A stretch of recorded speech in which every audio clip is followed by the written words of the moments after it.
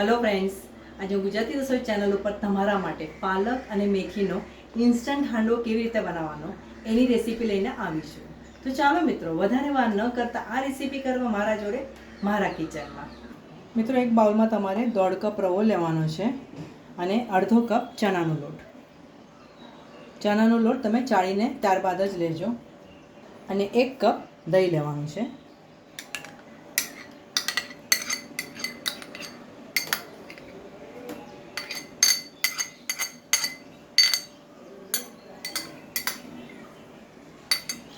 ત્યારબાદ તમારે થોડું પાણી નાખવાનું છે. એમાં પાણી એકદમ ના નાખશો, થોડું નાખીને તમારે આ રીતે મિક્સ કરી લેવાનું. એને એક જ ડિરેક્શનમાં આ રીતે તમે એને ફેરવતા જજો અને સારી રીતે મિક્સ કરી લેજો. આ રીતે તમારે આ ખીરું તૈયાર કરી રાખવાનું છે.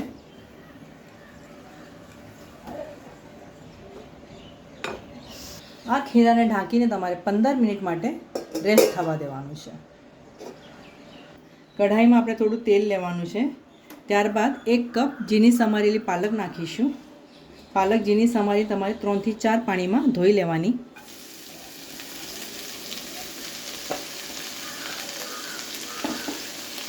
અને 1 કપ ઝીણી સમારેલી મેથી લેવાની છે.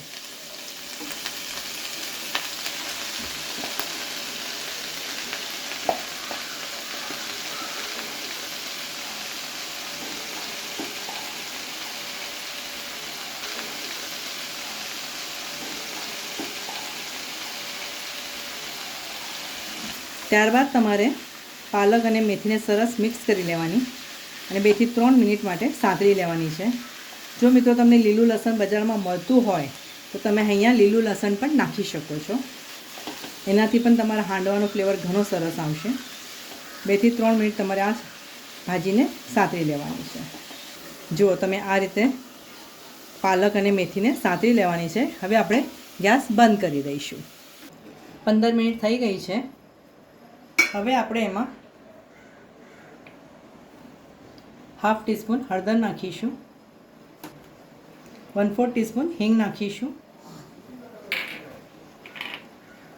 1/2 ચમચો સફેદ તલ નાખવાના છે, 1 ટીસ્પૂન ખાંડ નાખીશું,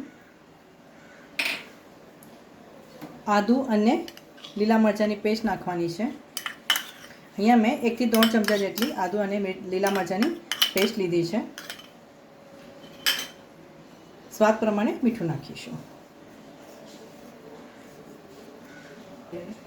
ત્યારબાદ આપણે જે પાલક અને મેથી સોતે કરી રાખી છે એ નાખવાની છે.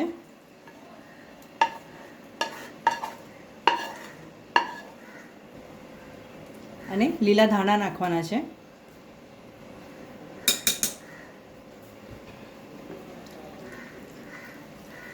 બધી સામગ્રી આપણે મિક્સ કરવાની આ રીતે. અહીંયા તમે મીઠું પણ ટેસ્ટ કરી શકો છો, જેથી હાંડવામાં મીઠું ઓછું ના થાય. એડ કરવાની જરૂર હોય તો એડ કરી લેવાનું. આ રીતે સારી રીતે મિક્સ કરીશું અને 2 થી 3 ચમચા જેટલું તેલ નાખવાનું છે. તેલ નાખ્યા બાદ ફરીથી મિક્સ કરીશું.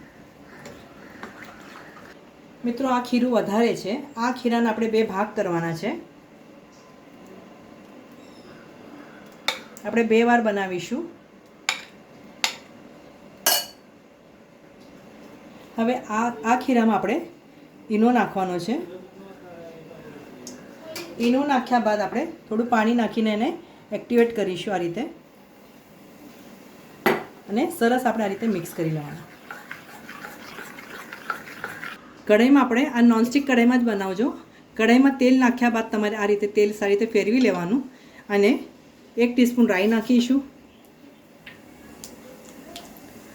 અને થોડા સફેદ તલ નાખવાના છે. સફેદ તલ થોડા વધારે પ્રમાણમાં નાખજો અને તૈયાર કરેલું ખીરું નાખી દઈશું.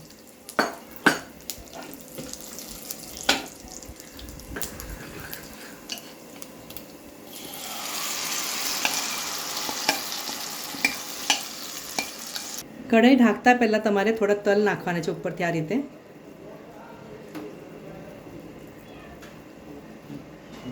અને કઢાઈને ઢાંકીને તમારે 10 થી 15 મિનિટ માટે આ હાંડવાને કૂક થવા દેવાનો છે.